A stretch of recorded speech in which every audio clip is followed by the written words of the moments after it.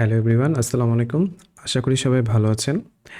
আজকের এই ভিডিওতে আমি দেখাবো কিভাবে আমি অ্যাডমিন ইমেল চেঞ্জ করতে পারি ওয়ার্ডপ্রেসের ড্যাশবোর্ড থেকে। সাপোজ ধরেন ক্লায়েন্ট আপনাকে একটা ওয়েবসাইট দিল, সেটা আপনি আপনার ডোমেইনে করলেন, করার পরে সেটা ক্লায়েন্টের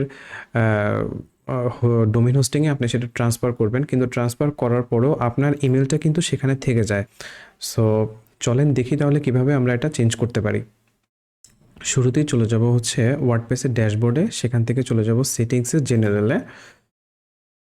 জেনারেলে গিয়ে এখানে দেখতে পাচ্ছি যে এটা আমাদের ইমেল অ্যাড্রেস। এটা আমি কিভাবে চেঞ্জ করতে পারি, এখানে ইউআরএলে গিয়ে ডাব্লিউপি অ্যাডমিন অপশনসের জায়গায়, অপশনস জেনারেলের জায়গায় আমি জেনারেলটা কেটে দিয়ে ডিলিট করে দিয়ে জাস্ট শুধু অপশনস ডট পিএইচপিতে ক্লিক করব।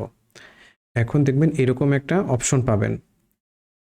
এখান থেকে এই যে অ্যাডমিন ইমেল, এইটাতে জাস্ট আপনি আপনার ক্লায়েন্টের ইমেলটা দিয়ে দিবেন।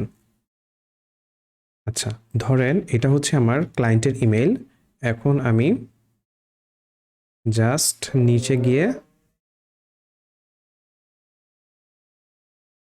সেভ দেব।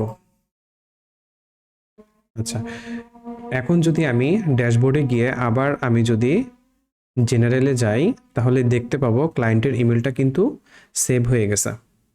সো আশা করি বুঝতে পারছেন।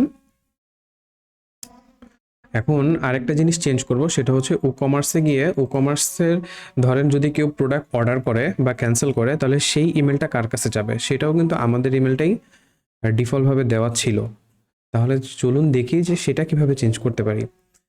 কমার্সে গিয়ে সেটিংসে যাব, সেটিংসে গিয়ে ইমেইলে যাব, ইমেইলে গিয়ে এখানে গিয়ে ম্যানেজে যাব, নিউ অর্ডার।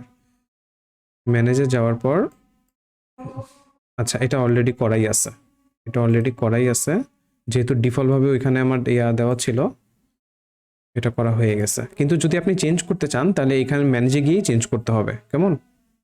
ওকে, আশা করি ভিডিওটা আপনাদের উপকারে আসবে।